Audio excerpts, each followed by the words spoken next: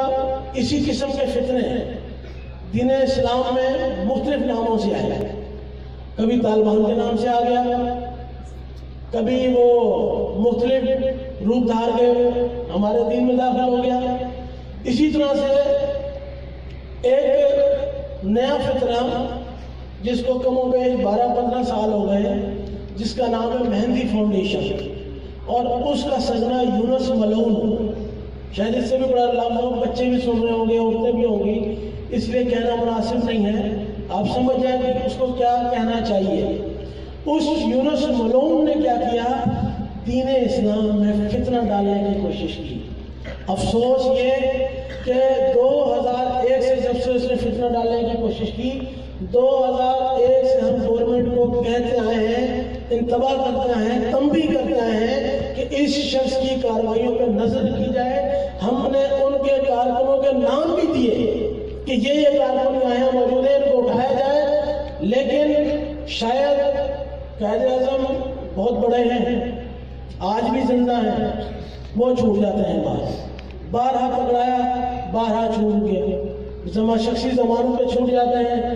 تعقب پر کبھی شخصی ضمانت دینے والا کون، تو اس کا نام بھی نہیں بتایا جاتا۔ مختلف ایجنسیوں کو رابطہ کیا گیا، ذاتی طور پہ بھی، تنظیمی سطح پہ بھی، کہ ان کا تعقب کریں، جن جن کے نام ایٹ لیسٹ ہیں انہیں تو پکڑیں، لیکن انتظامیہ کی طرف سے کوئی خاطر خواہ پیش رفت سامنے نہ آئی، بلکہ الٹا یہ ہوا کہ ہم ہی کو دبایا گیا، ہمیں ہی اس قسم کے ناجائز کاموں کا سرگنا بنا دیا گیا کہ ایسا پیش کیا کہ شاید یہ خدا نخواستہ شاید ہم کر رہے ہیں۔ واضح کرتا چلو، انجمن سرفرشان اسلام کا، ریاض احمد گوشے مدد علی کا، مہندی فاؤنڈیشن اور اس کے سرنا یونس ملعون سے قطعاً کوئی تعلق نہیں ہے، نہ اس سے تعلق ہے، نہ اس کے باطل عقائد سے تعلق ہے، نہ اس کی کسی بھی قسم کے پرچار سے ہمارا تعلق ہے۔ کیوں؟ انجمن سرفرشان اسلام کا منشور صرف اور صرف ذکر اللہ، عشق رسول ہے۔ اس سے ہٹ کے اگر کوئی منشور پیش کرتا ہے تو نہ وہ انجمن سرفرشان اسلام کا ہے اور نہ وہ ریاض احمد گوشے کا مرید ہے۔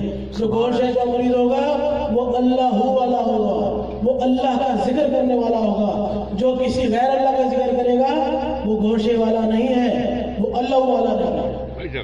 تو لہذا آپ لوگوں کو ایک بار پھر مبارکباد کہ آپ لوگوں کے ماشاءاللہ اتنا بہترین پروگرام ہوا، شاید وقت میں نے زیادہ لے لیا، اس کے لیے آپ تمام کا شکریہ کہ آپ نے برداشت کیا۔